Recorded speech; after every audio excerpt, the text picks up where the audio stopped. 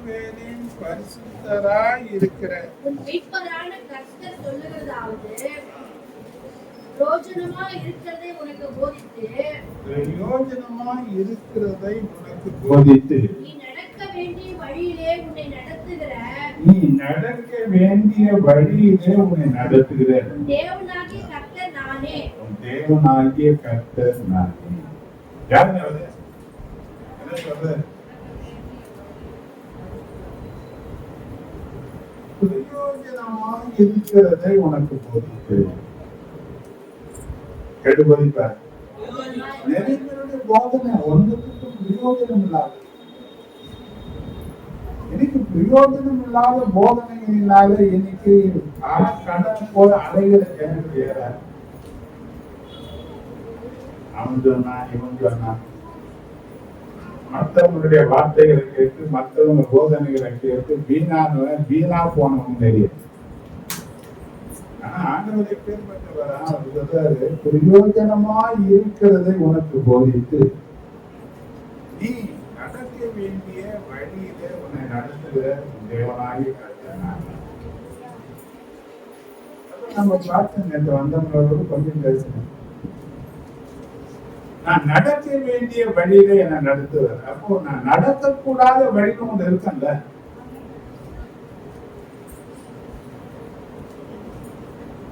நான் நடக்க வேண்டிய வழியில தான் நடக்கிறேன்.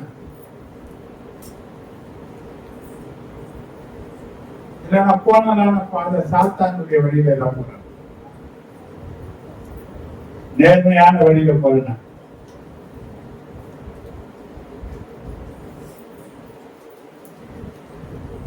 என்ன பிரச்சனைன்னா, எனக்கு வழி இதுதான் எனக்கு சரியா தெரியும். எனக்கு என்ன தெரியல வழி தெரியும். ஏன்னா சுத்திகமாக இருக்கிற ஜனங்கள் யாருன்னா தேவனை அறியாத ஜனங்கள் பார்த்தீங்கன்னா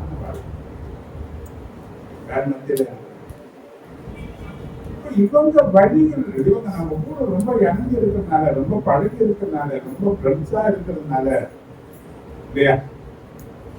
யோசப்பா சொன்ன மாதிரி நீ தான் நான் தான் நீன்ற மாதிரி ரொம்ப ஃப்ரெண்ட்ஷிப் அதிகமா இருக்கிறதுனால இது யார் வழியில நம்ம நடக்கலாம், யார் வழியில நம்ம நடந்து கொண்டு இருக்கிறோம் பாத்தீங்கன்னா மற்ற பேர் வழிதான். அத எதேசியா 4:17 நம்ம பார்க்கணும்.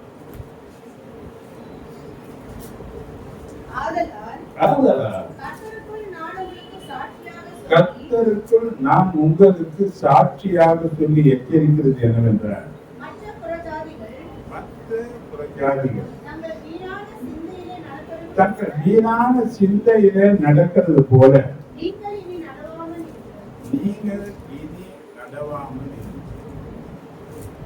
யாரு புறஜாதியாக சொன்னா தேவனை அறியாதது. நான் தான் வழி என்று சொன்ன ஆண்டவரை அறியாது. இவங்க நடக்கிற வழியில இவங்க நடக்கிற மாதிரி நீங்க என்ன பண்ணக்கூடாது, நடக்க. ஏன்னா சொன்னாரு, நான் உலகத்துலதான் இருக்கிறேன், ஆனா நான் உலகத்துல நான் யாரு கிடையாது, நான் யாரு கிடையாது. அவங்க ஒரு வழியை வகுக்கிறாங்க, ஆனா எனக்கு வழியே சவுண்ட் கேட்குது.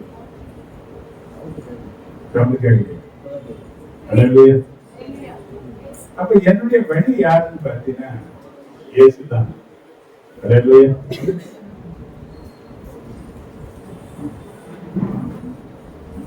கேக்குது இல்லையா? இப்போ நான் நடக்கிற வழி என்ன, நடக்கக்கூடாத வழி என்ன, இன்னைக்கு லேசா சில காரியங்களை உனக்கு காண்பித்து இந்த 5 வாரம் மாசம் தொடர்ந்து நடக்கும். இப்ப நடக்கக்கூடாத வழி மற்றவங்க தேவனை அறியாத ஜனங்கள் நடக்கிற வழியில நம்ம நடக்கக்கூடாதுன்னு சொல்றோம். அப்ப அது என்ன வழி பார்த்தீங்கன்னா, உபாகமம் 29:19 பார்த்தீங்கன்னா,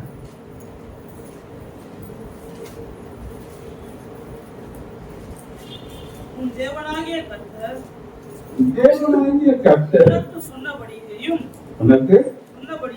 சொன்னபடியேயும் உன் பிதாக்களாகிய ஆபிரகாமுக்கும் ஈசாக்குக்கும் யாக்கோபுக்கும் ஆணையிட்டு கொடுத்தபடியும் இன்று உன்னை தமக்கு ஜனமாக ஏற்படுத்திக் கொள்ளவும் தாம் உனக்கு தேவனாய் இருக்கவும் 29 நேற்று வாசிங்க.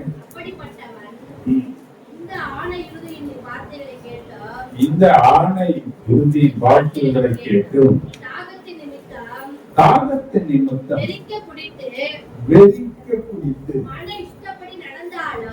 எப்படி நடக்கிறேன்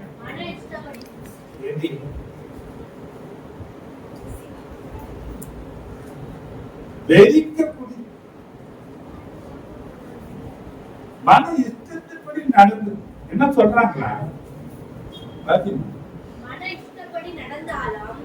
எனக்கு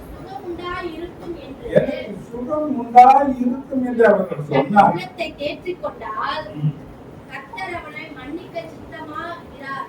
அவங்க என்ன சொல்றாங்க? வெறிக்க குடிக்கிறாங்க, மனம் இஷ்டப்படி நடக்கிறாங்க. நான் எவ்வளோ குடிச்சாலும் எனக்கு ஒண்ணு ஆகாதுன்னு சொல்றேன். அவங்க எப்படி நடக்கிறாங்க? துக்கம் வந்தாலும் குடிப்பாங்க, சந்தோஷம் வந்தாலும் குடிப்பாங்க. குடிச்சுனா எப்படி நடப்பாங்க? தான் இஷ்டப்படி நடப்பாங்க. நிறைய பிரச்சனை போராட்டம் எங்க வந்து நாம இஷ்டப்படி நடக்கணும். இது யாருக்கு நடக்கையா இருக்குன்னா, தேவனுடைய பிள்ளைகள் கூட இந்த குடிப்பழக்கத்துக்கும் போதை பழக்கத்துக்கும் அடிமைப்பட்டு எப்படி நடக்கிறாங்க? ஏன்னா அவங்க யாருடைய வழியை பின்பற்றாங்க பார்த்தீங்கன்னா, நானே வழி என்று சொன்ன ஏற்று வழி அவங்க பின்பற்றாங்க. மற்றவர்களுடைய வழிகளை பின்பற்றி அவங்க நடக்கிறாங்க. முதல்ல நடக்கக்கூடாத வழி என்னன்னு பார்த்தீங்கன்னா, வெறிக்க குடிக்கிறதும் மன இஷ்டத்தின்படி நடக்கிறதும் நடக்கக்கூடாத வழி. எந்த வழிதான் நம்ம நடக்கக்கூடாது? மற்றவங்க செய்யலாம், நாம் அதை செய்யக்கூடாது. அது நம்முடைய வழியா? அது தேவன் நமக்கு வகுத்த வழி அல்ல. அப்ப இன்னைக்கு நம்ம வழி எதிர்த்து சொல்லிட்டு நம்ம சரியா கவனிக்கணும். 2வது காரியம் பார்த்தீங்கன்னா, எரேமியா 7:24 நீங்க பார்த்தீங்கன்னா,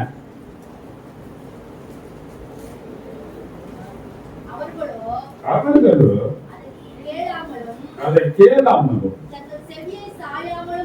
தங்கள் செவியை சாயாமலும் போய்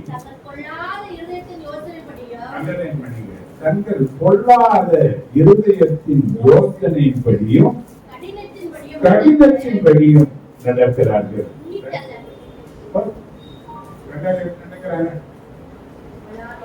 பொல்லாத இருதயத்தின் யோசனை, பொல்லாத இருதயத்தின் யோசனை எப்படி இருக்காங்க? நல்லதா இருக்குமா? நம்ம யோசனை எப்படி இருக்கு?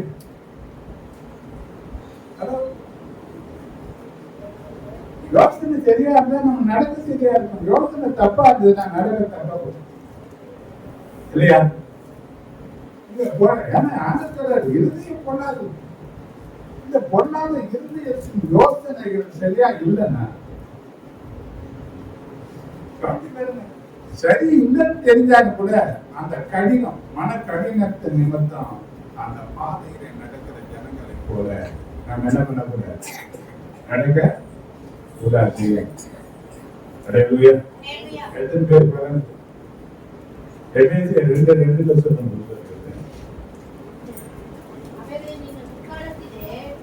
முற்காலத்திலே இவ்வுலக வழக்கத்திற்கு ஏற்றபடியாகவும் கீழ்ப்படியாமையின் பிள்ளைகளிடத்தில் இப்பொழுது கிரியை செய்கிற ஆகாயத்து அதிகார பிரபுவாகிய எதுபடி நடக்கிறாங்க? சாத்தானுடைய ஆவிக்கு ஏற்றபடியாக நடக்கிற ஒரு கூட்டம். எதிர்படி நடக்கக்கூடாது.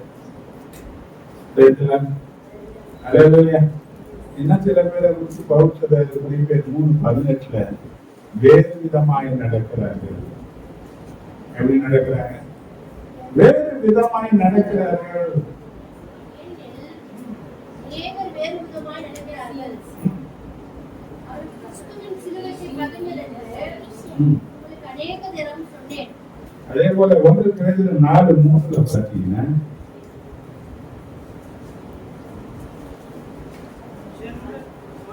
வாழ்நாட்கள் காலத்திலே நாம் புறஜாதிகளுடைய இஷ்டத்தின்படி நடந்து வந்தது.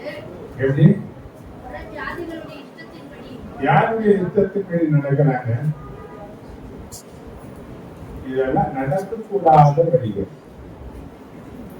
இப்ப நம்ம மேல அவங்க ஏன் கோவப்படுறாங்க? எதனால நம்ம சொந்தக்காரங்க நமக்கு விரோதமா எழும்புறாங்க? ஏன் நம்மளை அற்பமா பார்க்கறாங்க? ஏன் செய்யறேன்னா யார் இஷ்டத்தின்படி நம்ம நடக்கும்?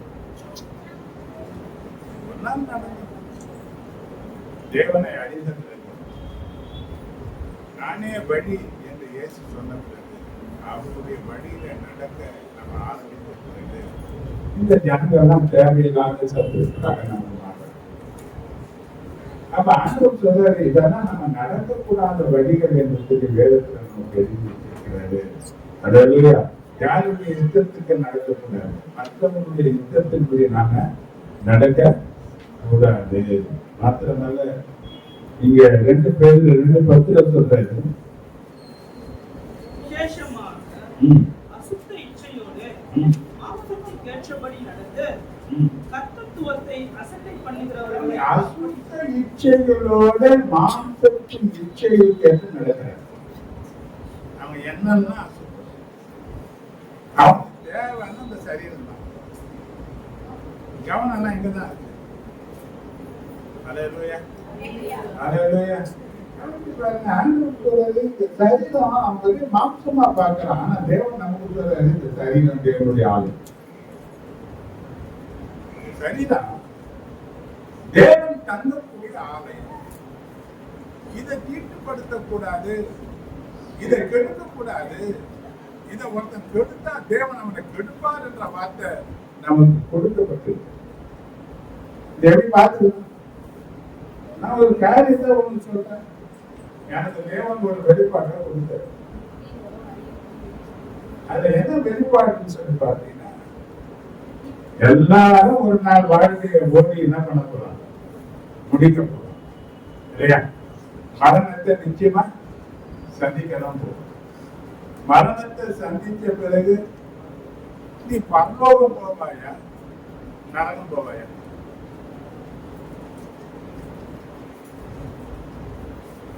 தமிழ் தான் பேசுறேன். நான் சொல்றேன், வெளி சபையில எல்லாம் பார்த்து பேசலாம், பேசக்கூடாது. நான் சொல்றேன், எனக்கு ஒரு பேச எங்க போவேன்? நரகமா பரலோகம்? சீக்கிரம் முடியுங்க. அவனுக்கு தப்பா தெரிய பண்ணிக்க. எல்லாம் தெரிஞ்சவங்க யாரும் கிடையாது. தெரியாதவங்களுக்கு தான் கத்துத்தரேன். எனக்கும் முதல்ல தெரியாது. நானும் இப்படிதான் நினைச்சேன், பரலோகம் போறோம், நரகம் போவாங்க, பரலோகம் போவாங்க, இது நல்லா தெரிஞ்ச கதை தான். ஆனா எந்த சரீரத்துல போகும்? ஆண்டவன் சொல்லிட்டாரு, இந்த மாம்சமும் ரத்தமும் பரலோக ராஜ்யத்தை சுதந்திரிக்க. எது போவாது? இந்த மாம்சம் போவாது. இந்த சரீரம் வேற எந்த சரீரம் போகும்?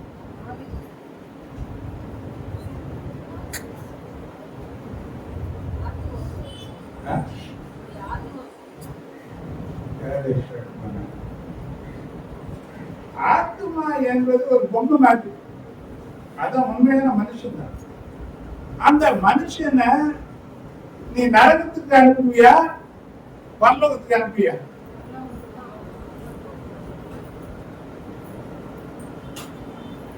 நீ எங்க போற?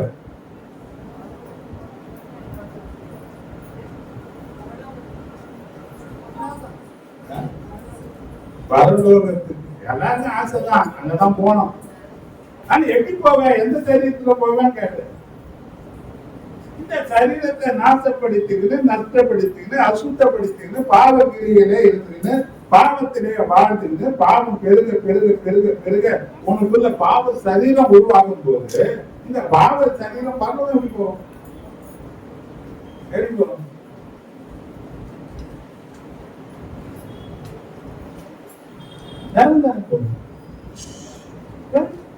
ஏற்கனவே உன்னை தேவன் ரட்சித்து நீ செய்த எல்லா பாவங்களையும் உனக்கு மன்னித்து ஒரு குறையும் இல்லாதவனாக உன் ஞானஸ்தானத்தின் மூலம் அந்த பாவத்தில் சாகடிச்சு நீதிக்கு படைகடிச்சு இப்ப வாழ்ந்த காலகட்டங்களில உன் சரீரத்தை பாவத்துக்காக வளர்க்குறியா? பரலோகம் போகிற இயேசுவுக்காக வளர்க்குறியா? நீதிக்காக வளர்க்குறியா? பாவத்துக்காக வளர்க்குறியா? நீ எதுக்கு வளர்க்கிறியோ அதுதான் போகும். அல்லேலூயா. இந்த சரீரம் எங்க போகாது. இந்த சரீரம் யூஸ் ஆகும். மண்ணிலிருந்து எடுக்கப்படுது, மண்ணுக்கு தப்பட போகுது. ஆனா பரலோகத்துல இருக்க போறதோ நரகத்துல இருக்க போறதோ நித்திய காலமா வாழ போறதோ எந்த சரீரம்னா அந்த சரீரத்தை உருவாக்கக்கூடிய ஒரு பொறுப்பை தேவன் இந்த உலகத்துல உனக்கு எனக்கு தான் தர. ஆனா இது செய்யாத அது செய்யாத ஆண்டவர் பேச்சு இப்படி நடக்காத இப்படி பண்ணாத இப்படி செய்யாத என்ன அவருக்கு லாபம் இது சொல்றதுனால? நீ பாவம் செய்தா என்ன அவருக்கு நஷ்டம்? நீ பரிசுத்தமா வாழ்ந்தா என்ன அவருக்கு லாபம்? என்ன லாபம்? யோபு கேட்கிறான், நீ பரிசுத்தமா வாழ்ந்தா அவருக்கு என்ன லாபம்?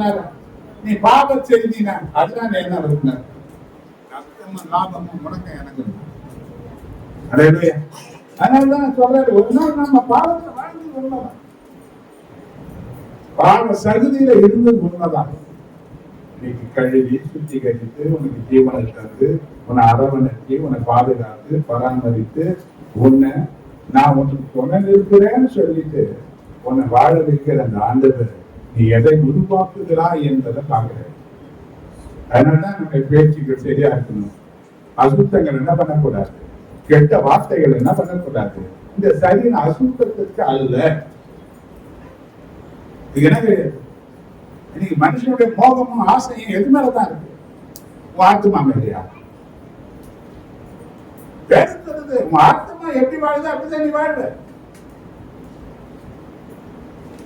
ஆத்மா நன்மையை வாழுமானால், ஆத்மா ரட்சிக்கப்பட்டதா இருக்குமானால், தேவனுக்காக வாழ்ந்து தேவனுக்காக வாழக்கூடிய ஒரு நோக்கம் உள்ளதாக இருந்தால் தேவனிடத்துல போவோம். அது ஆவிக்குரிய சரீரமாக மாறும். இந்த உலகத்திலே வாழ்ந்து பாவத்திலே இருந்திருக்குன்னு அசுத்தங்களை செய்திருக்குன்னு இன்னைக்கு இச்சையில, இன்னைக்கு சுய இச்சைகள், இன்னைக்கு மாம்சத்துக்கு ஏற்ற இச்சைகள், இன்னைக்கு நோக்கம் எல்லாம் என்னவா இருக்குன்னா, இன்னைக்கு நடக்கிற சம்பவம் பாரு. 5 வயசு குழந்தைய பாலியல் பலாத்காரம் பண்ணா, 3 வயசு குழந்தைய பாலியல் பலாத்காரம் பண்ணா, 70 வயசு முதியோட பாலியல் பலாத்காரம் பண்ணா, இன்னைக்கு டிவி நியூஸ் எல்லாம் பாத்தீங்கன்னா நிறைய வரும். எப்படி பண்ணா? 5 வயசு குழந்தைக்கு என்ன தெரியும்? என்ன பண்ண? அவனுக்கு 20 வருஷம் ஆயிட்டு எத்தனை வருஷம் வேணா கொடு. ஏன் பண்ணாம? இப்ப இவங்க நோக்கம் எப்படி இருக்கு, அவங்க பார்வை எப்படி இருக்கு, அவங்க உணர்ச்சியெல்லாம் எப்படிதான் இருக்கு. அந்த ஒரு பக்கம் அந்த இச்சை முடிவே கிடையாது, அது திருப்தி ஆவதே கிடையாது, அது தொடர்ந்துட்டே இருக்கு. அது உன் பாவ சரீரத்தை வளர்த்துனே இருக்குது. அந்த பாவம் சரீரம் வளர வளர வளர உன் வாழ்க்கை இந்த ஓட்டம் கொடுத்து இருக்கிற வருஷங்கள் முடிய முடிய முடிய அது எங்க போய் நிக்கனா? நீ தேவனுக்காக இந்த சரீரத்தை ரட்சிக்கப்பட்டதுக்கு வளர்த்துட்டீங்கன்னா, ஆவிக்கு ஏற்ற பிரகாரம், தேவனுடைய வசனத்துக்கு ஏற்ற பிரகாரம், தேவன் செய்யக்கூடாது என்று சொன்னதை செய்யாம தேவன் செய்ய சொன்னதை சரி, தேவனுக்காக உன் சரீரத்தை ஒப்பு கொடுத்தீங்கன்னா, ஏன்னா அந்த சரீரம் கிரயத்திற்கு கொல்லப்பட்டிருக்கிறது, அவருக்காக இது வாங்கப்பட்டிருக்கிறது, அவருக்காக வாழ்ந்து அவர் சொன்னபடியெல்லாம் வாழ்ந்து நடந்திருக்குன்னா இந்த சரீரம் பரலோகத்துக்கு நல்லா எல்லாம் சொல்ற மாதிரி நான் கண்ணை மூடி கண்ட பரலோகத்தில் இருக்கிறோம் அப்படியெல்லாம் போக முடியாது. நிறைய பேருடைய என்ன நான் கண்ணு போனா நான் பரலோகம் போவேன். எங்க போவேன்? எங்க போவேன்? அதெல்லாம் பிசாசு ஏமாத்து உபதேசம். அதெல்லாம் நடக்காது, அதெல்லாம் தெரியாது. அப்ப இந்த உலகத்துல வாழும் போதுதான் நம்ம சரிப்படுத்திக்கிறதுக்கு தேவன் ஒரு தருணத்தை கொடுக்கிறாரு. அதை அறிக்கை செய்து விட்டு விட்டா மன்னிக்கிறேன். தேவன் மீண்டுமாக ஒண்ணு உருவாக்க ஒரு புயலன் ஒரு பாத்திரத்தை உருவாக்குறான். அதுல ஒரு கீரல் விழுந்து போகுது, ஒரு ஓட்டை விழுந்து போச்சு. அது என்ன பண்றான்னா திருப்பம் போட்டு அதை மிதித்து பக்குவப்படுத்தி மீண்டும் உருவாக்குறது போல பாவத்தினால் ஒரு கிராப்புக்கு வந்துட்டார். தேவனிடத்துல சொல்லும் போது மீண்டுமாக உன்னை வேற ஒரு பாத்திரமாக உருவாக்குவதற்கு தேவன் செயல்படுத்தி கொண்டே இருக்கிறார். அல்லேலூயா, அல்லேலூயா. அப்ப மற்றவங்களை போல நீ என்ன பண்ணக்கூடாது, அப்படி மற்றவங்களை போல நீ வாழக்கூடிய நிலைகள் இருக்குமானால் அப்ப தேவன் சொல்லக்கூடிய காரியங்கள் என்னன்னு பாரு. அல்லேலூயா. நீங்க சொல்ல ரோமர் 1:21 பார்த்தீங்கன்னா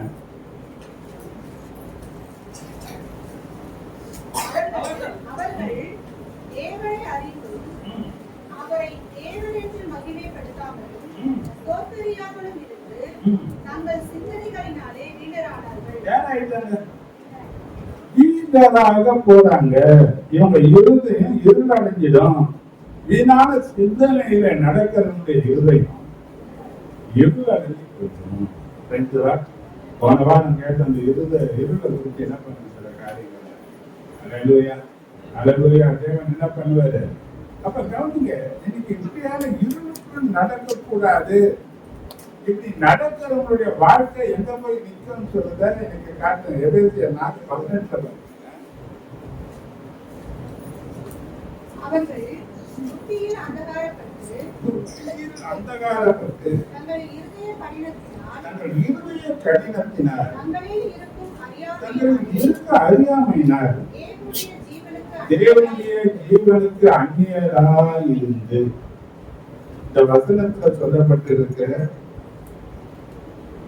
காரிய புத்தியில் அந்தகாரம், இரண்டாவது இருதய கடினம், மூன்றாவது தேவனுடைய ஜீவனுக்கு அந்நியராய் போகும். இந்த வசனத்துல 3 காரியம். யாருக்கு போறாங்க? நானே வழி என்று சொன்ன இயேசுவின் வழியை விட்டு எனக்கு அவங்க பிரியும், அவங்க எனக்கு சொந்தம், அவங்க இவங்க வேண்டியவங்க, மற்றவங்க தேவனை அறியாத ஜனங்களுடைய வழியில நடக்கிற ஜனங்களுடைய நட எங்க போய் முடியும் சொல்றாரு. இந்த 18ஆம் வசனத்துல 3 காரியத்தை சொல்றது. 19ஆம் வசனத்துல இன்னும் சில காரியங்களை சொல்றது.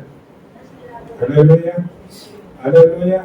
அவங்க உணர்வில்லாத நிலைக்கு வந்துடுவாங்க. சகல அசுத்தங்களையும் நடப்பிக்கிறதுக்கு தேவனே அவங்களை ஒப்பு கொடுத்துறாரு.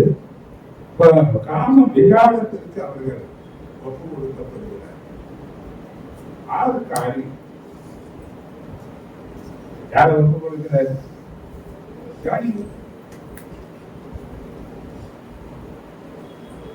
புத்தியில அந்தகாரம். இப்ப ஏதாவது ஒண்ணு நமக்கு தெளிவா தெரியுதா?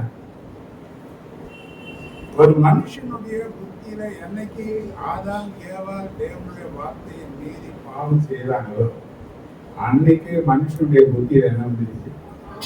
நல்லா கவனிங்க. ஆதாம் தனிமையா இருக்கிறான், இவனுக்கு ஏற்ற துணையை உண்டாக்கணும் என்று தேவன் நினைச்சாரு.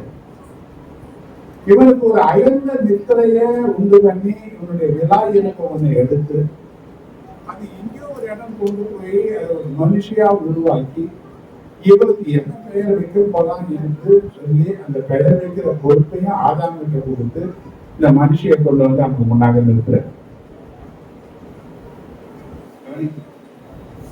இவனுக்கு எப்படி என்ன நித்திரம் வந்ததுதான்? அயர்ந்த நித்திரை தெரியும். ஆபரேஷன் பண்றவங்க என்ன பண்ணுவாங்க? ஒரு ஆபரேஷன் பண்றவங்களுக்கு அயர்ந்த ஒரு மயக்க நிலையை உண்டாக்குவாங்க இல்லையா?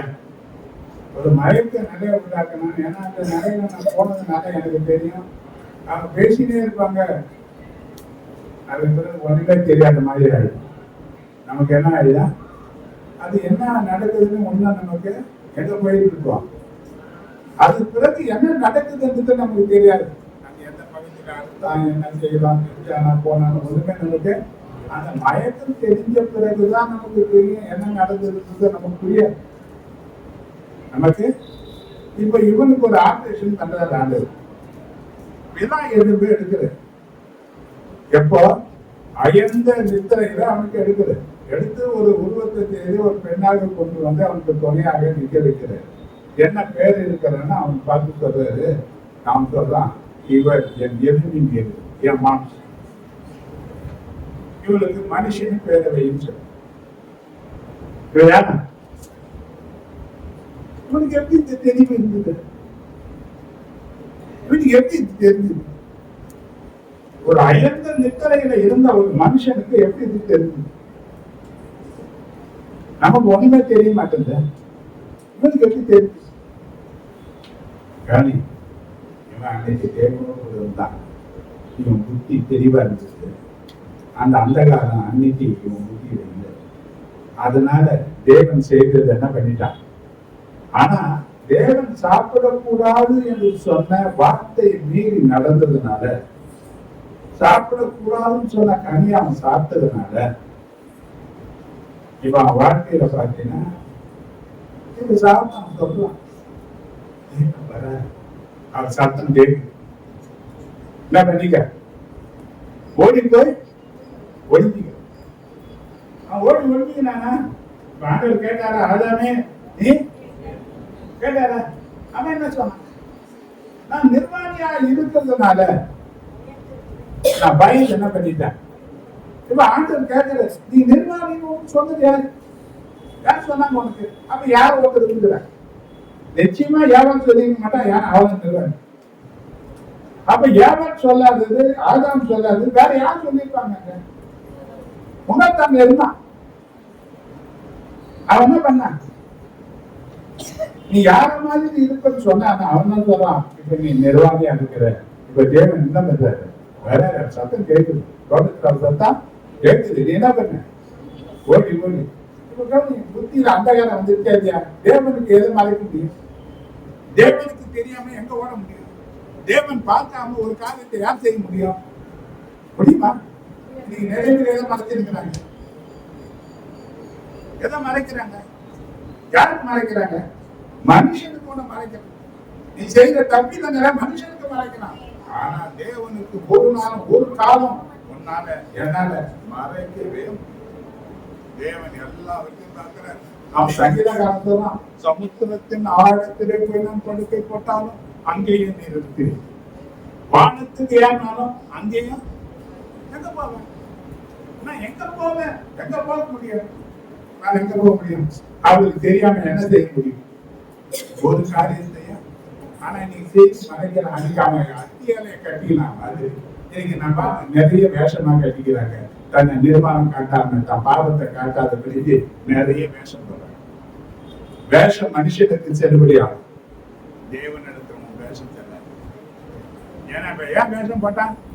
அவன் புத்தியில என்ன வந்துருச்சு? ஒரு இருள் வந்துருச்சு. தேவனுக்கு மறைக்க முடியாது என்பதை அவ அறியாத ஒரு இருள் எங்க வந்துருச்சு? என்னைக்கு வரையிலும் நம்ம பேசுறது, நம்ம கேட்கறது, நம்ம செய்யறது எல்லாவற்றையும் தேவன் பார்க்கிறார். இந்த அறிவு நமக்கு இருந்துட்டா, இந்த புத்தியில நமக்கு வெளிச்ச எடுத்துருந்தா, நம்முடைய செயல்பாடுகள் எல்லாம் தேவனுக்கு தெரியுமா இருக்கு. சரியா? இப்ப யாருக்கும் யாரும் பொய் சொல்ல வேண்டிய அவசியம் இருக்காது, ஏமாற்ற வேண்டிய வேலை கிடையாது, ரொம்ப நடிக்க வேண்டிய வேலை கிடையாது. அத்தனை காரியம் நீங்க செய்துதான் இருக்கு. அடையா? ஏன்னா புத்தியில என்ன வந்திருக்கு? அந்தகாரம் வந்திருக்கு. அப்ப யாருடைய புத்தியில அந்தகாரம் இன்னைக்கு அதிகமா இருக்குன்னா, யோசேப்பினுடைய வாழ்க்கையை நம்ம பார்க்கிறோம். இப்ப போத்திபாருடைய மனைவி சொல்றா, உன்னையும் என்னையும் தவிர இந்த இடத்துல யாருமே.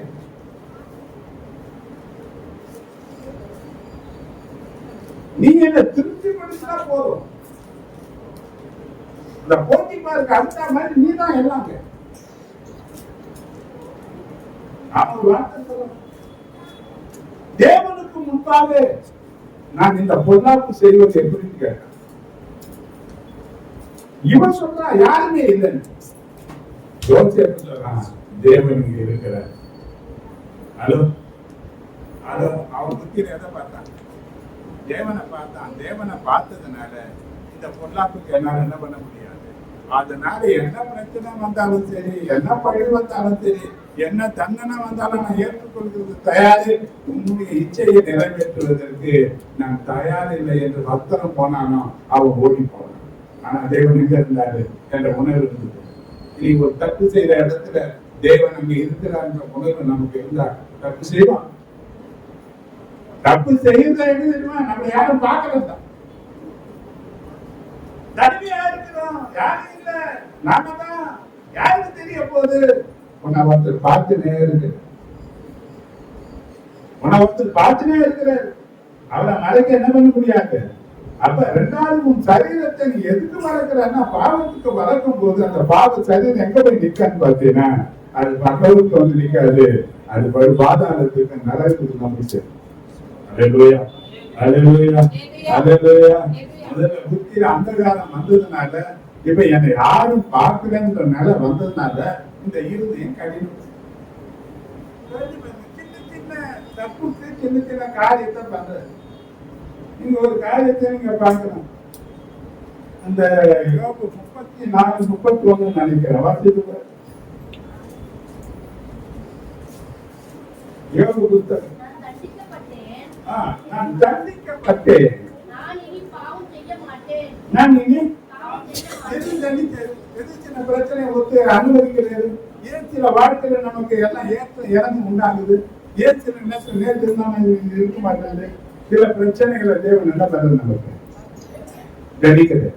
எது தண்டிச்சது? இனி நான் என்ன பண்ண மாட்டேன்.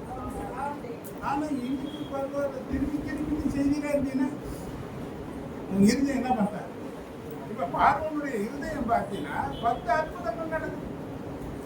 எகிப்து தேசமே நாசமா போச்சு, அங்க ஒண்ணுமே கிடையாது, செடிப்பட்ட நிலையில வந்துடுச்சு.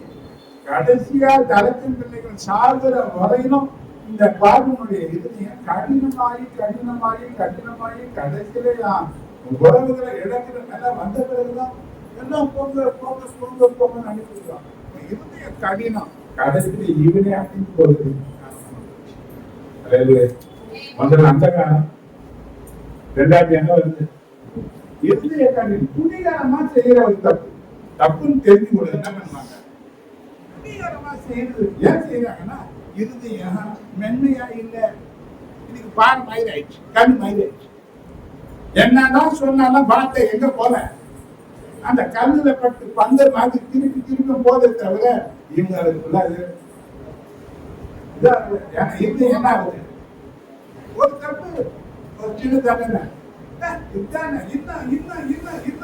இன்னும் போக போக போக போக போக இருதயம் கடினத்தன்மை உள்ளதாக மாறி போகும். அல்லேலூயா, அல்லேலூயா. இன்னைக்கு இருதயம் என்ன ஆயிடுச்சான், கடினமாவது. மூன்றாவது, தேவனை அறியாமை என்ற நிலையில கொண்டு வந்து ஒரு இருளுக்குள் உணர்வு. தேவன் என்ன பண்ணல, ஏன்னா அவன் ஆளுடைய கண்ணு உருவாக்கப்பட்டு போகும். 4 நாள்ல சொல்லப்பட்ட முடியும்.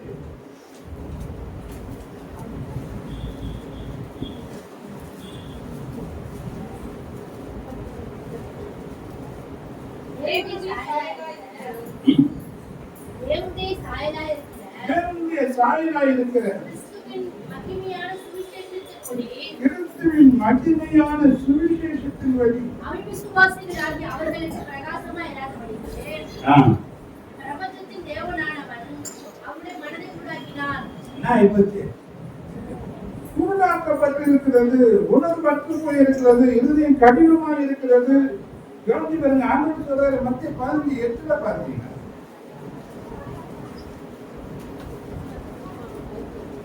இந்த ஜனங்கள் தங்கள் வாயினால் என்னிடத்தில் சேர்ந்து தங்கள் உதடுகளினால் என்னை கனம் பண்ணுகிறார்கள். அவர்களுடைய இருதயமும் எனக்கு தூரமாய் விலகி இருக்கிறது.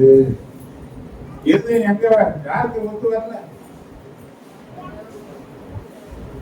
அது தேவனை விட்டு விலகி போயிட்டே இருக்குது. இருதயம் கடினம் வருமானால் நீ தேவனிடத்துல நெறி வருமேட்ட.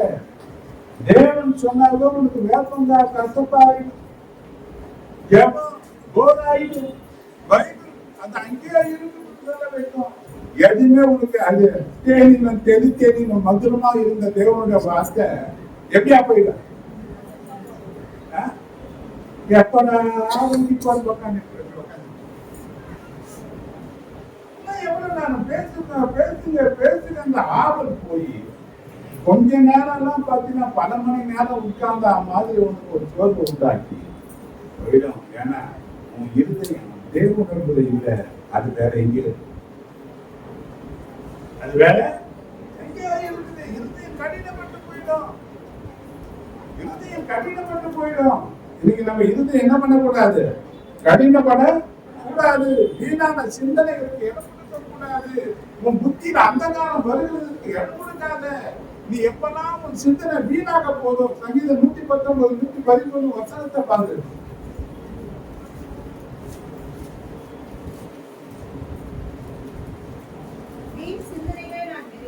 வீண் சிந்தனைகளை நான் வெறுத்து உமது வேதத்தில் பிரியப்படுகிறேன். தேவையில்லாத சிந்தனை எப்ப வரும் தெரியுமா? தனியா இருக்கு.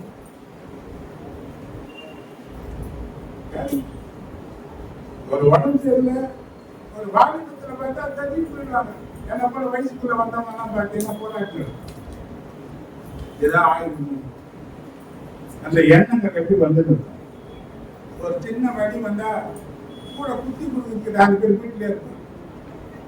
ஒண்ணு அவன் சொல்ற வார்த்தைகளை பார்த்தீங்கன்னா ஒண்ணு என்ன பண்ண அந்த நேரத்தை தட்டி வச்சா பார்த்தானா நீயா அப்படி பேசுறாங்க, அப்படி ஆயிடுமோ இப்படி ஆயிடுமோ சிந்தனைகள். ஏன்னா நாங்கெல்லாம் அந்த எல்லை கோட்டு கிட்ட வந்தோம். எல்லை கோட்டுக்கு அதை கடக்க முடியாது என்பது உண்மையா இருந்தாலும் அந்த எல்லை கோடு வந்து ஊதி தான் பிடிச்சாங்க. அல்லேலூயா, அல்லேலூயா. அப்ப வீண் சிந்தனை எப்ப வருது? ஏன் இந்த எண்ணம் வருது? ஏன் தேவையில்லாத வருது? இன்னைக்கு சில பேர் வந்து சத்தமா தான் வரான். எப்ப வரான்? ஏன் வந்தான்? என்ன ஒரு காரியத்தை எனக்கு பேசினாரு. அது எனக்கு ரொம்ப சந்தோஷமா இருந்துச்சு. எனக்கு ஆண்டு சொல்லிச்சு அந்த ஒரு ரகசியம். அது என்னன்னு பார்த்தீங்கன்னா நமக்கு தெரிஞ்ச காரியம் தான் சொல்லி. சவுல் பெலிஸ்தர்கள் யுத்தம் பண்ண வந்தப்போ ஒரு பெரிய பயம் வருது. தேவன் நம்ம கூட பேசுறது. தேவன் நம்ம கூட பேசுறது. இப்ப குறி சொல்லுகிற ஆவியை தெரிவிப்பாங்க. இப்ப குறி சொல்ற ஒரு லேடிய நான் பார்க்கறேன் இல்லையா? இப்ப அங்க போயிட்டு வேஷம் மாறி போய் குறி சொல்லுகிற ஆவியை உட்காந்து இப்ப அவ கேட்கிற சவுல் இப்படியாப்பட்ட சட்டம் போட்டுக்கிறான், எனக்கு கொண்டுடுவானேன்னா நான் இருக்கோம் கர்த்தருக்கு எல்லாம் ஆணையிடுவான். இப்போ உங்களுக்கு என்ன வேணும் எனக்கு கேட்கும்போது சாங்குகளை நீ உயிரோடு எழுப்பி கொண்டு வரணும், நான் அவர் கூட பேசணும்னு சொல்லுவேன். இப்ப சாங்குகள் எழுப்பி வராதுன்றது அந்த வசனம் சொல்லுது. இப்போ சவுலை குறித்து பேசுறான். தேவன் பேச மாட்டாரு. என்ன செய்யுதுன்னு எனக்கு தெரியல. இப்படி எதிரிகள் வந்துட்டாங்க. இப்போ அவன் சொல்ற சாமியார் சொல்றாரு, நீ தேவன் உனக்கு பதில் தரலன்னா, தேவனே உனக்கு சத்துருவா ஆயிட்டாருன்னா நான் என்ன பண்ண முடியாது, நாளைக்கு என் கூட நீ இருப்ப அப்படின்னு சொல்றான் இல்லையா? நல்ல கவனி. இப்ப சவுல் சாமியார் கூட இருந்திருப்பானா? வேற எங்க இருந்திருப்பானா? அது ஒரு கேள்வி. சவுலை விட்டு தேவனுடைய ஆவியானது விலகல. தேவனால விடப்பட்ட ஒரு பொல்லாத ஆவி அவனை அழகழிச்சு சாவுற வரையும் நன்மை செய்த தாவீதுக்கு கோபமாகவே அவன் செய்து கொண்டான் இல்லையா? நன்மை செய்தவனுக்கு அவன் தீமை செய்கிறவனா தான் இருந்தான். இப்ப கடைசி நிலைகளில அவன் பார்த்தீங்கன்னா பெலிஸ்தர்களுக்கு பயந்து இப்ப அவன் யாரை தேடிப்பான? இப்ப தேவனுடைய பாதத்துல விழுந்து கேட்க வேண்டியவன் யாரை தேடிப்பான? போகாதே செய்யாதே என்று சொன்ன ஆட்களை தேடி இவன் போனான். இப்ப அந்த ஆவி சொல்லுது, நாளைக்கு இந்நேரம் என் கூட இருப்பேன். இப்ப சாமியாருடைய ஆவி எங்க இருக்கான்? இப்ப பாவத்துல வாழ்ந்த இவனுடைய ஆவி எங்க போய்? சாமியார் கூட எங்க இருக்கான்? அப்ப குறி சொல்றது மூலமா கொண்டு வரப்பட்ட ஆவி என்ன ஆவி? என்ன ஆவி? இப்ப யார மாதிரி பேசிட்டாரு. இன்னைக்கு நிறைய பேரு எரிசிட்டாடி போறாங்க. என்ன புரிய சொல்றாங்க? ஆவிகளை தேடி போறாங்க. உன்னையே நாசப்படுத்திடும். இந்த சவுல் செத்ததுக்கு சொல்றாரு ஆண்டவர், அவன் தேவனை தேடாம இப்படி புரி சொல்றவங்களை தேடி போனதுனாலதான் அவனுக்கு மரணமே வந்தது. நீங்க நமக்கு சில வெளிப்பாடுகள் நமக்கு வேணும். அப்ப நம்முடைய நடத்துதல் எப்படி இருக்குதுன்றத பாரு. மற்றவங்க என்ன சொல்றாங்கிறத விட தேவன் உன் வாழ்க்கையில என்ன சொல்றாருன்றத பாரு. எதுக்கு கீழ்ப்படிந்த நில. அப்ப கர்த்தர் உன்னை ஆசீர்வதிப்பாரு. மூணாவது, அந்நியராக தேவனை அறியாத ஜனங்களை போல வாழ்வதற்கு உன் வாழ்க்கையை அர்ப்பணிக்காது. அப்போ அடுத்த வாரத்துல எப்படி நடக்கணும், தேவன் எப்படி நடக்க சொல்றாருன்றத இப்ப லேசா உனக்கு காண்பிச்சு அந்த செய்தி அடுத்த வாரம் பேசணும். வாசித்து பாருங்க. எபேசியர் 4வது அதிகாரம் 1-3 வசனம். ஆதலால் கர்த்தர் நிமித்தம் கட்டுண்டவனாகிய நான் உங்களுக்கு சொல்லுகிற புத்தி என்னவெனில், நீங்கள் அழைக்கப்பட்ட அழைப்புக்கு பாத்திரமாய் நடந்து முதல்ல எது நடக்கணும்? அழைக்கப்பட்ட அழைப்புக்கு பாத்திரமாகனா தகுதியானவர்களாக நீ நடக்க வேண்டும். மிகுந்த மனத்தாழ்மையும் இரண்டாவது, மிகுந்த மனத்தாழ்மை உள்ளவர்களாக நடக்க வேண்டும். நடக்கணும். மனநேர்த்தி உள்ளவர்களாக அல்ல, பெருமை உள்ளவங்களாக அல்ல, அகம்பாவம் ஆணவம் உள்ளவங்களாக அல்ல, மனத்தாழ்மை உள்ளவர்களாக நாம் நடக்க வேண்டும். இரண்டாவது காரியம். மூணாவது, சாந்த குணம் உள்ளவங்க. சீனி பாயக்கூடாது, எல்லாத்துக்கும் பண்ணக்கூடாது. எரிச்சலும் கோபமும் நிறைந்தவர்களாகவே பண்ணக்கூடாது. எல்லாத்துக்கும் எரிஞ்சு விடுது, எல்லாத்துக்கும் கோபம் வருது. கவனிக்க சாத்தான் கேடு கொடுத்துடும். நாம செய்த சின்ன சின்ன காரியத்துல கூட பெரிய விரிச்சலை உண்டாக்குறதுக்கு சாத்தான் அதை பயன்படுத்தும். மனம் காயப்பட்டேன், என்னதான் பேசினாலும் அந்த சந்தோஷம் இழந்துடும். துக்கப்பட்டுட மனசு, அந்த துக்கம் ஆறுகிறதுக்கு பல காரணங்களா. காயப்படுத்தாது. சாந்த குணமுள்ளவனாய் இருந்து அதை கேட்டு நிதானித்து இதுக்கு எப்படி செயல்படணும் என்பதை யோசித்து பேசு.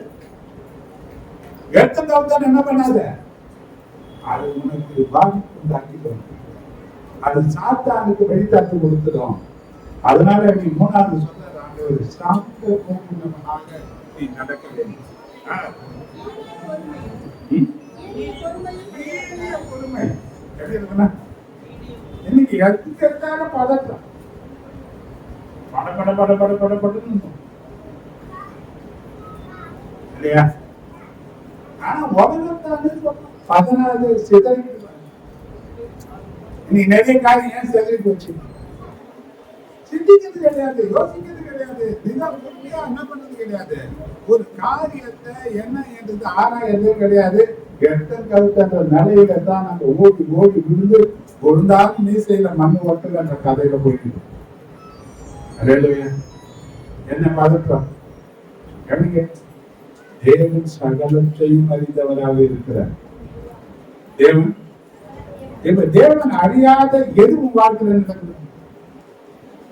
அப்ப தேவன் அறிந்த காரியம் நடக்குது வாழ்னா உன்னால சரிப்படுத்தலன்னா சரிப்படுத்துற தேவனுக்கு தப்பி சொல்லுது. அந்த பிரச்சனைக்கு முடிவு எங்க உண்டாகும்? தேவனால முடியும், அவரால் முடியும். ஏன்னா அவர் பாக்குறேன். நான் ஒண்ணு பாக்குறேன், ஒரு காரியம் ஒன்று நடக்குது, நான் பார்த்துதான் இருக்கிறேன். பிரதர், பாஸ்டர், ஐயா, நீங்க எனக்கு ஒரு ஹெல்ப் பண்ணுன்னு சொன்னாதான் நான் என்ன பண்ண முடியும்? ஏன்னா உன் தனிப்பட்ட காரியத்துல நான் நுழைய முடியாது. உதவி செய்வதற்கோ ஏதாவது ஒரு காரியத்தை பண்ணுவது உன அனுமதி தேவை. இப்ப ஆண்டவர் அப்படிதான் அவர் பாக்குறாரு. ஆனா நீ கேட்கும் போது என்னால முடியல, என்னால இந்த காரியம் இருக்கு, எனக்கு நீங்க உதவி செய்யுங்க, நான் தனிமையா இருக்கிறேன், நான் திகட்டவனா இருக்கிறேன், எனக்கு உதவி இல்லை, எனக்கு துணையாளரா இருப்பேன்னு சொன்னீங்க, நீ எனக்கு உதவி செய்வீங்கன்னு சொன்னீங்கன்னா அவர் உனக்கு உதவி செய்வார். அந்த உதவி செய்கிறதுக்கு தேவ சமூகத்துல நீ பொறுமையா காத்து. நீ ஜபம் பண்ண உடனே நடந்து நடைபெற காரியத்தை உனக்கு உன் வாழ்க்கையை குறித்து திட்டா பிளானிங் கையில இருக்கு. அந்த பிளானை மாத்த யாரால முடியாது. நீ பிளானை மாத்தி படுத்தினான்னா திடீர்னு அது இடிச்சுதான் திரும்ப பழைய நிலைக்கு கட்ட வேண்டிய நிலைக்கு தான் வரும். ஏனென்றால் ஏற்கனவே உன் வாழ்க்கையை தீர்மானிச்சு மற்றவங்களால முடியாத காரியம்லாம் நீங்க எத்தனை பேர் மாறி நீங்களாம் திருந்தாத ஜென்மம் சொன்னவங்கதான் நீங்க ஊழியர் அந்த மாதிரி ஏன்னா தேவன் முன்னிறுத்த காரியங்கள் அது. அல்லேலூயா, அல்லேலூயா, அல்லேலூயா. நான் அஞ்சாவது காரியம் அன்பினால் ஒருவரை ஒருவர் தாங்கி அன்பு. எதெல்லாம் நடக்குன்னா அன்பு அநியாயம் பண்ணாது. அன்பு அயோக்கியமானது செய்யாது. அன்பு என்ன பண்ணாது? அயோக்கியமானது செய்யுது. நான் தேவன் பேர்ல அன்பா இருக்கணும். ஒரு குடும்பத்துல அயோக்கியமானதை பண்ணி அநியாயம் பண்ணி நான் புருஷனுக்கு உண்மையா இருக்கிறேன், பொண்டாட்டிக்கு உண்மையா இருக்கிறேன்னு 2 பேரும் சொல்ல முடியும். அன்பு சகிச்சுக்காங்க. அன்பு எவ்வளவு பிரச்சனை வந்தாலும் தாங்கி. அன்பு ஒருத்தர் குறை சொல்லி அது காரி துப்பிக்காது. ஒருத்தருக்கு ஒருத்தர் முன்பாக அசிங்கப்படுத்திக்காது. அன்பு எல்லாவற்றையும் நல்ல அன்பு வேணும். எதுல நடக்கணும்? அன்புல நடக்கணும். அடுத்தது சமாதான கட்டினால் சமாதானத்தில் எந்த சூழ்நிலையா இருந்தாலும் உனக்கு சமாதானம். அடுத்தது யோவான் 14:27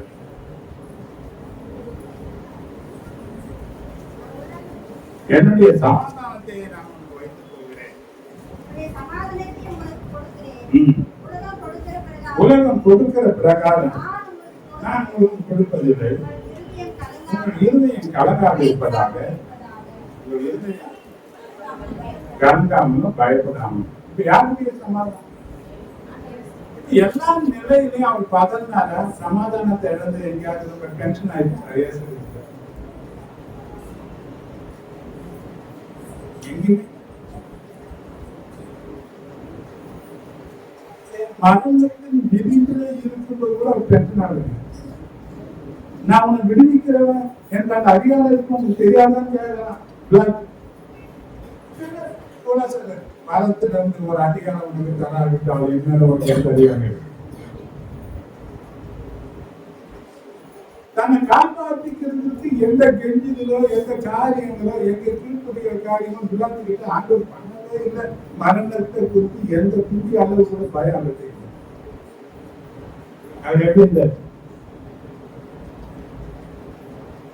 சமாதானத்தை அவருக்கு சமாதானத்தின் பிறகு என்றும் சமாதானத்தின் தேவன் என்றும் வேறு அந்த தேவன் நம்மோடு கூட இருக்கிறார். நம்ம எப்படி நடக்கணும்? எல்லாத்தையும் சண்டை போடுங்க. சண்டை போடு. ஆனா அவங்க ஊதியமான வரலும் சமாதானம் இருந்து வழங்கிடு. யாரோட சண்டை போட்டுருக்காரு? என்ன வேணும்? அவங்க அப்படித்தானா அப்படித்தான், நம்ம இப்படித்தானா இப்படித்தான். சமாதானம் கட்ட அடுத்தது ஆவியின் ஒருமையை காத்துக்கொள்வதற்கு ஜாக்கிரதையாய் இரு. எதை காத்துக்க? ஒரு மனப்பாட்டை, ஒரு மனதை காத்துக்க. ஒரு மனம் இருந்தா எந்த இடத்துக்கு நீங்க சேர்ந்து போயிடலாம். ஒரு மனம் இருந்தா எந்த பிரச்சனையும் நீங்க கடத்தலாம்.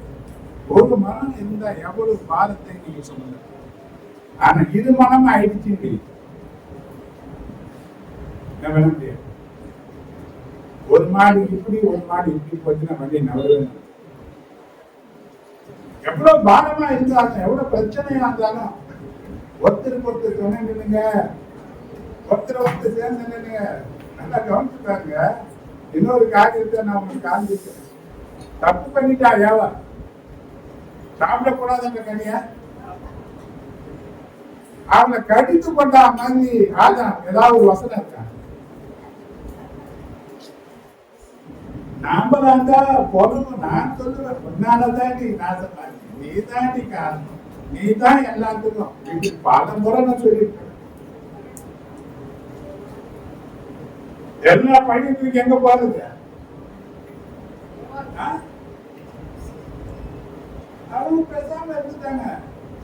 ஒரு முறை பேசும்போது ஆண்டவர் தெரியாது ஏண்டா நான் அவன் ஏதாவது ஒண்ணு சொன்னானா ஒரு வார்த்தையாவது திட்டானா?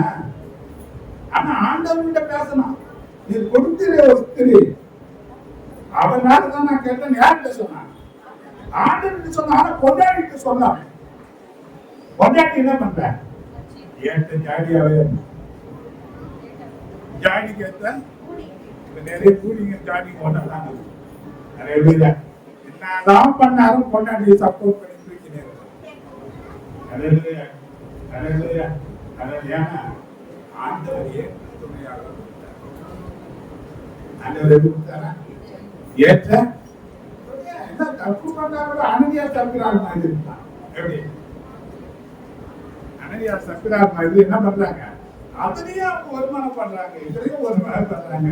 ஆனா ஆண்டவர் சொல்றாரு, ஆவியின் ஒருமைப்பாட்டை காத்துக்கொள்ளுங்க. தேவ வசனத்தை நிறைவேற்றுகிறதுல கணவன் மனைவிக்கு ஒருமனை இருக்கு. தேவனுடைய வார்த்தைப்படி நடக்கிறதுக்கு, தேவன் சொன்னபடி கீழ்ப்படிகிறதற்கு, தேவன் சொன்னபடி தன் வாழ்க்கையை அமைத்துக் கொள்வதற்கு கணவன் மனைவிக்கு ஒருமனை இருக்குமானால் ஒரு சந்ததியை கத்த நிச்சயமா ஆசீர்வதிப்பார். அப்போ நம்ம நடக்கக்கூடாத வழிகள் என்று ஒண்ணும், நம்ம நடக்க வேண்டிய வழிகள் என்று ஒண்ணும் காட்ட வைத்திருக்கிறது.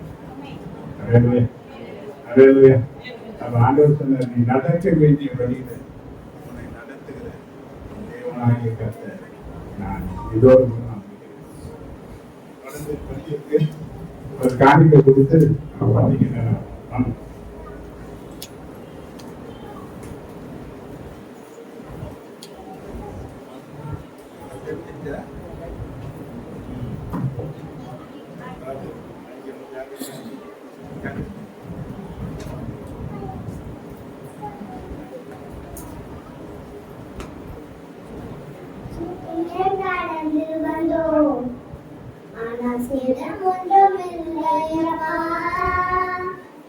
நீரை கடந்து வந்தோம், ஆனால் மூழ்கி போகவில்லையப்பா.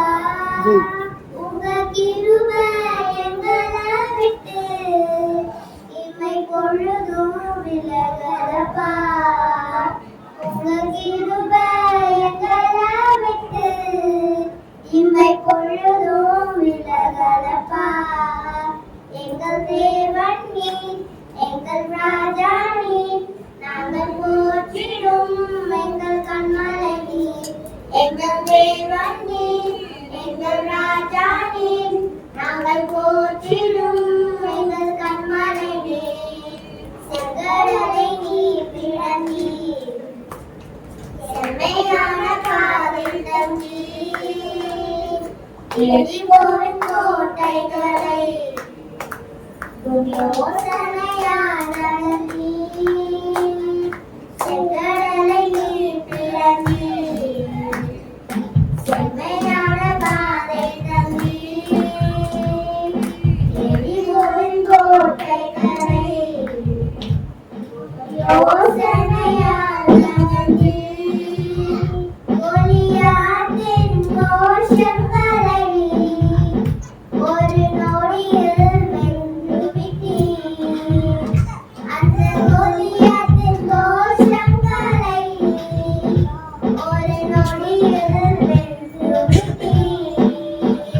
எங்கள் தேவன் நீர், எங்கள் ராஜா நீர், நாங்கள் போற்றிடும் எங்கள் கண்மலை நீர். எங்கள் தேவன் நீர், எங்கள் ராஜா நீர், நாங்கள் போற்றிடும் எங்கள் கண்மலை நீர். சகலவித சோதனையால் உடம்பிடப்பட்டோமையா, பொன்னாக மாற்றினீரே. ஒரு இருதயம் தந்துவிட்டீர். பலவித சோதனையால் உடம்பிடப்பட்டோமையா, பொன்னாக மாற்றினீரே. ஒரு இருதயம் தந்துவிட்டீர். எங்கள் அருகே என்னை அபிஷேகம் செய்துவிட்டீர்.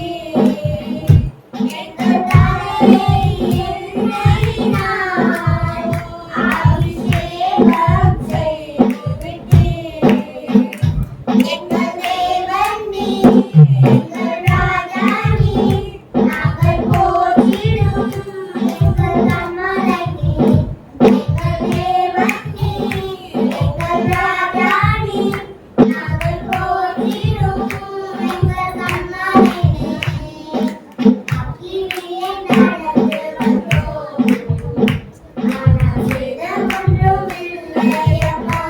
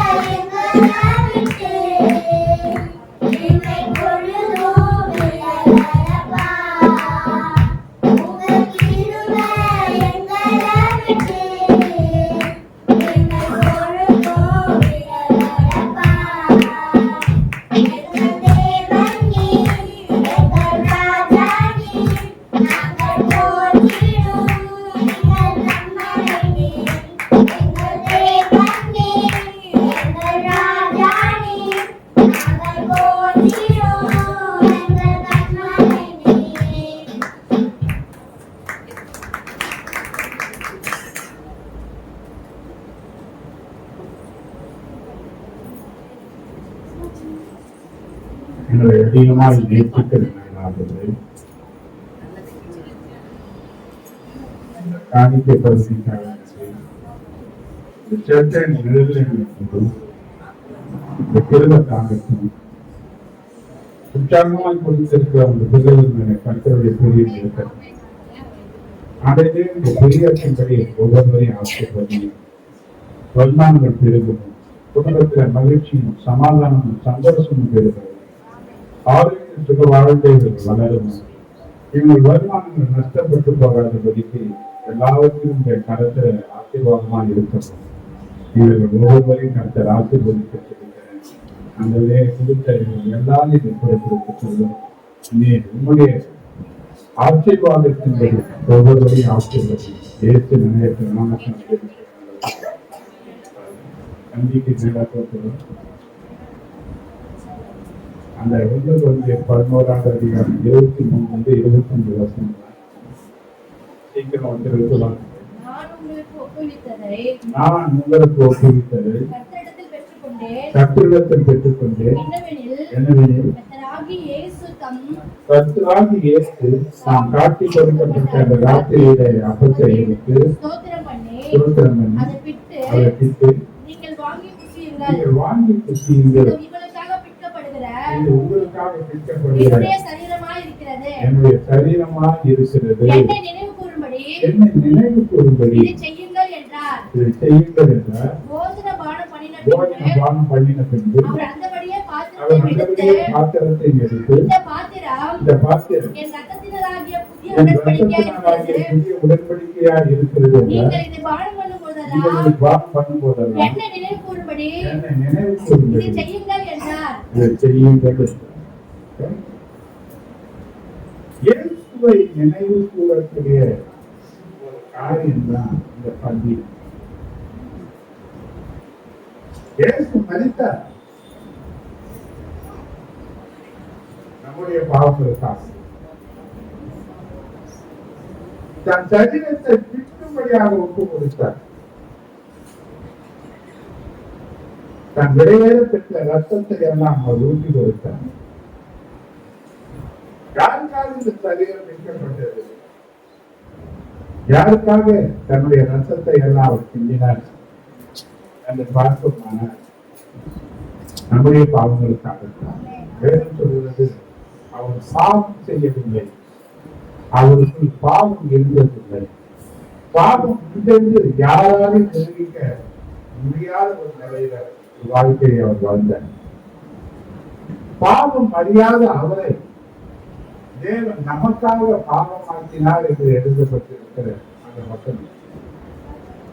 இப்ப நம்முடைய பாவங்களுக்காக, நம்முடைய மீறுதலுக்காக, நம்முடைய அக்கிரமங்களுக்காக இயேசு அந்த மரணத்தை ஏற்றுக்கொண்டார். தன் சரீரத்தை உடைக்கப்படுவதற்கு, பிற்கப்படுவதற்கு ஒப்பு கொடுத்தார். இதுல பங்கெடுக்க வந்திருக்கிற நீ நான்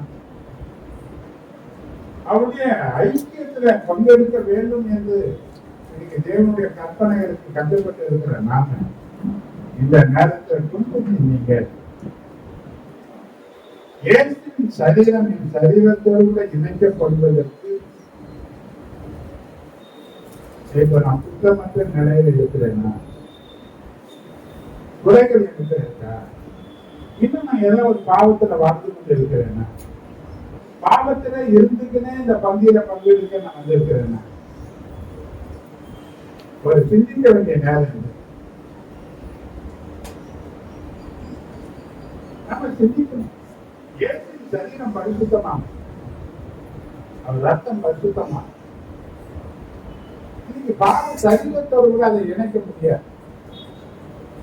இப்ப அந்த சரீரம் நம்முடைய சரீரத்தோடு இணைக்கப்படுவதற்கு ஒரு காரணத்துக்கு 1:9 பார்த்தீங்கன்னா பாவங்களை நாம் அறிக்கை செய்தால் பாவங்களை நமக்கு மன்னித்து எல்லா அநியாயத்தையும் நீக்கி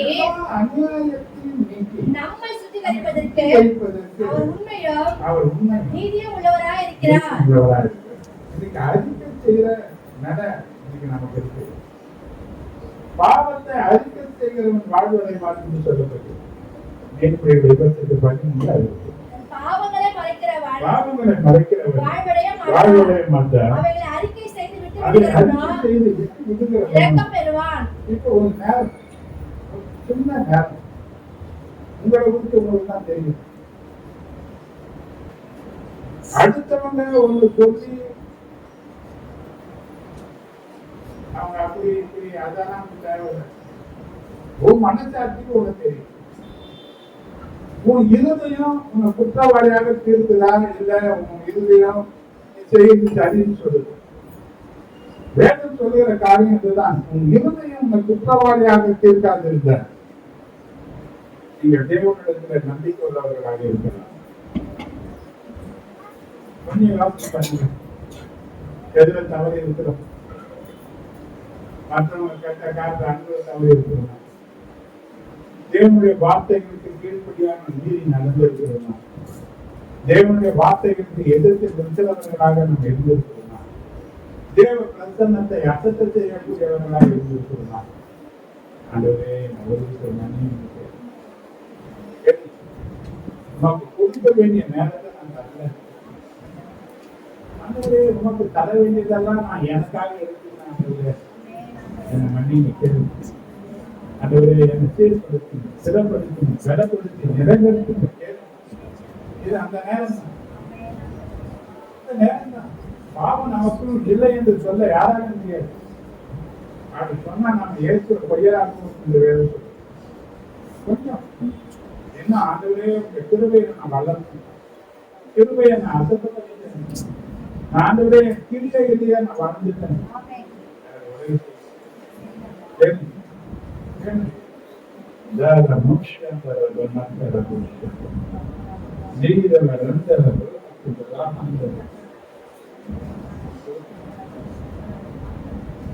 இது உங்களுக்காக எனக்காக பிடிக்கப்பட போகிற ஆண்டவராகிய இயேசு கிறிஸ்துவின் சரீரத்திற்கு அடையாளமாக இருக்கிறார்கள். இதை வாங்கி புசியுங்கள். இது உங்களுக்காக பிடிக்கப்பட போகிற என்னுடைய சரீரமாய் இருக்கிறது.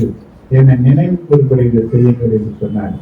பிடிக்கப்பட போகிற ஆண்டவராகிய இயேசு கிறிஸ்துவின் சரீரத்திற்கு அடையாளமாக இருக்கிற அப்பத்திற்காக யாராவது சுருக்கமாக கொடுத்து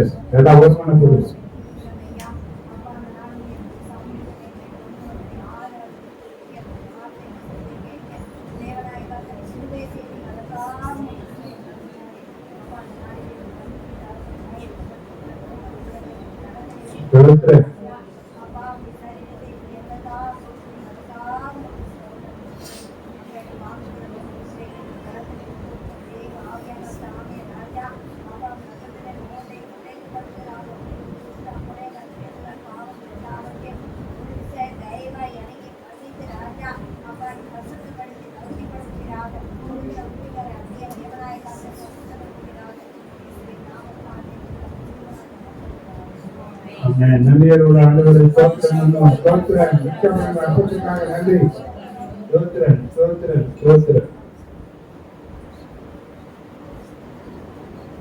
அந்தபடி அவர் பாத்திரத்தை எடுத்து இது என் ரத்தத்தினால எழுதிய புதிய உடன்படிக்கையா இருக்கிறது, அநேகருடைய பாவங்களை போக்குகிற என்னுடைய ரத்தம் என்று சொன்னார். இதை பானம் பண்ணும் போதெல்லாம் என்னை நினைவு கூறும்படி இதை செய்யுங்கள் என்று சொன்னார். அநேகருடைய பாவங்கள் போக்கும்படியாக சிந்தப்பட்ட அவருடைய ரத்தத்திற்காக நம்முடைய பாவங்கள் போக்க கழுவப்படும்படியாக இந்த ரத்தத்திற்காக யாராவது சுருக்கமா ஜெபம்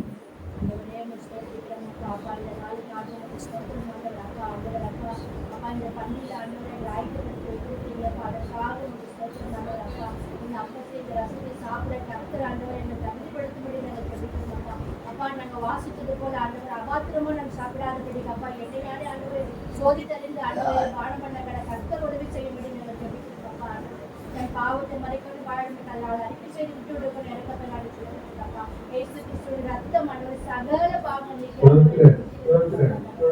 கர்த்தர் தாமே உங்க போல ஒரு பரிசுத்தை எங்க வாழ்க்கையில உண்டாகும்படி நாங்கள் ஜெபிக்கிறோம். அப்பா இந்த குறைகள் குற்றங்கள் வீடுகள் எல்லாவற்றையும் தேவன் ஒரு விஷயம் நீக்கி கொண்டு ஆண்டவர் தகுதிப்படுத்தும்படி நாங்கள் ஜெபிக்கிறோம்.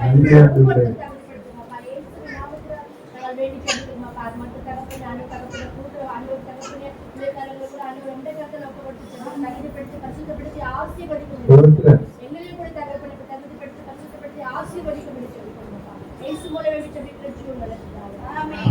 நன்றியோடு ஆண்டவரை ஸ்தோத்திரம். அதே ஜெப தியானத்தோடு இருக்கும் கர்த்தர் ஆசீர்வதிப்பாராக.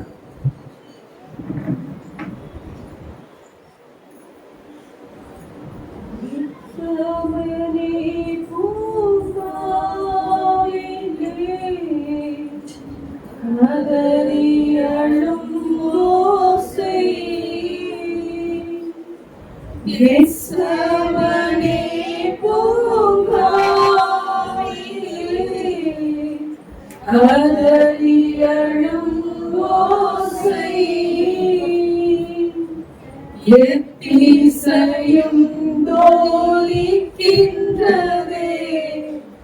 எங்கள் மனம் திகைக்கின்றதே கண்கள் கலங்கிடுவே கண்கள் கலங்கிடுவே கல்வாரி அன்பை எண்ணீரும் மேலே கண்கள் கலங்கிடுவே கர்த்தாவின் பாடுகள் எப்போதும் நினைத்தால் நெஞ்சம் நெகிழ்ந்திடுவே கல்வாரி அன்பை எண்ணீரும் மேலே கண்கள் கலங்கிடுவே கர்த்தாவின் பாடுகள் எப்போதும் நினைத்தால் நெஞ்சம் நெகிழ்ந்திடுவே சிலுவையில் மாட்டி வதைத்தனரோ உம்மை செந்நிறமாக்கினரோ சிலுவையில் மாட்டி வதைத்தனரோ உம்மை செந்நிறமாக்கினரோ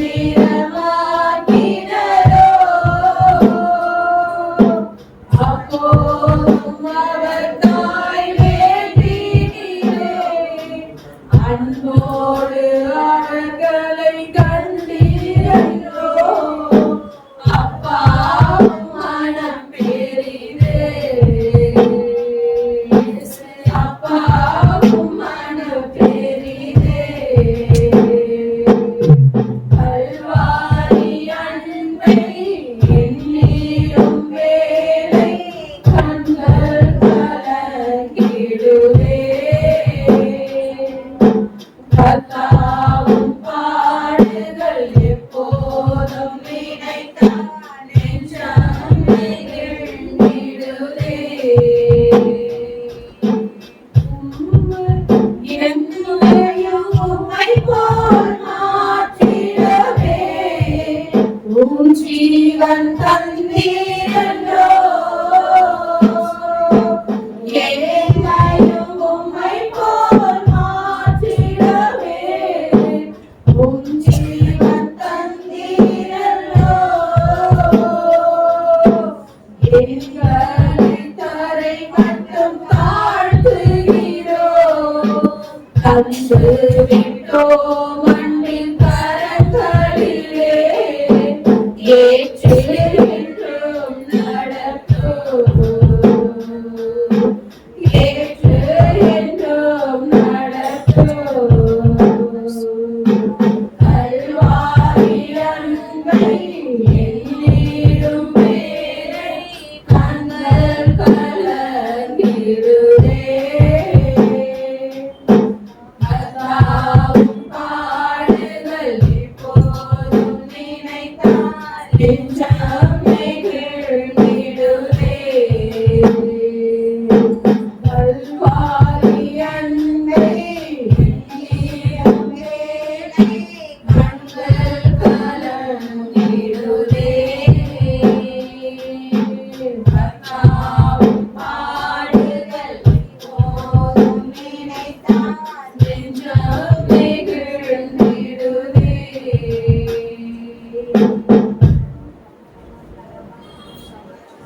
எந்தன் சிருஷ்டிகரே உம்மை நினைத்திடவே அந்த வாலிப நாட்களிலே எந்த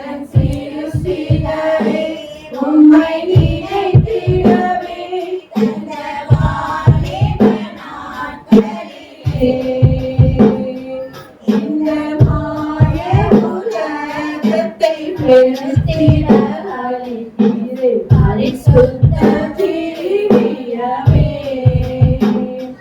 இந்த மாய உலகத்தை பெருத்திட அளித்தீரே பரிசுத்த ஜீவியமே. ஆனந்தமானந்தமே அல்லும் பகலிலும் பாடிடுவே. இயேசுவே எங்கள் நாளுயிரே. இயேசுவே எங்கள் நாளுயிரே. இயேசுவே எங்கள் நாளுயிரே.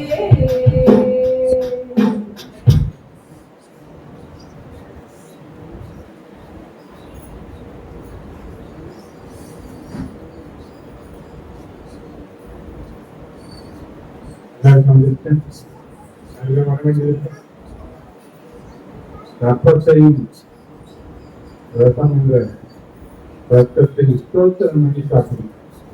ஸ்தோத்திரம் சொல்வது, ஸ்தோத்திரம் சொல்வது, ஸ்தோத்திரம் பண்ணி ஸ்தோத்திரம்.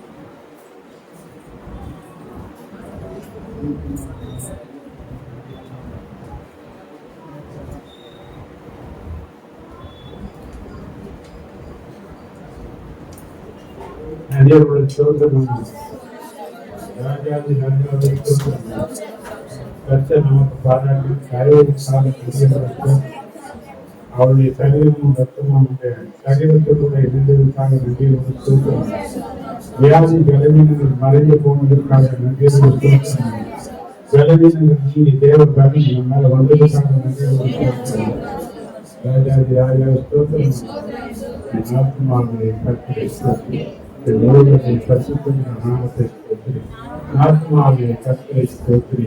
கர்த்தர் செய்த சகல நம்முடைய கர்த்தராகிய இயேசு கிறிஸ்துவின் கிருபையும் பிதாவாகிய தேவனுடைய அன்பும் பரிசுத்த ஆவியானவருடைய ஐக்கியமும் ஆசீர்வாதங்களும் பாதுகாப்பும் பராமரிப்பும் வழிநடத்துவதும் நம் அனைவரோடும் வந்திருக்கிற குடும்பங்களோடு என் கைக்கு செய்த வேலைகளோடு எல்லா நிலையும் நம்மளோடு இருக்கிறார்கள்.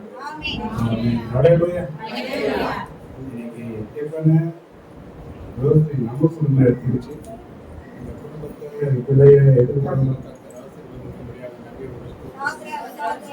ஐயா வாழ்க ஐயா வாழ்க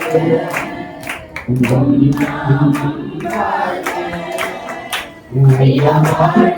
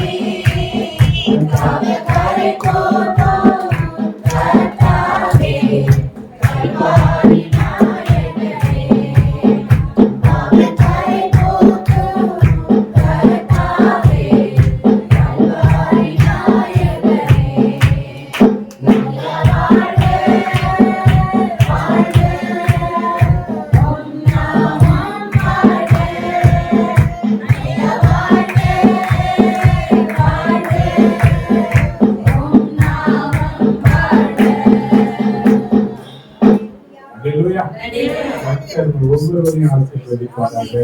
ஒருவர் ஒரு வார்த்தை 1000 மடங்கு ஆசீர்வாதம் இருக்கிறது.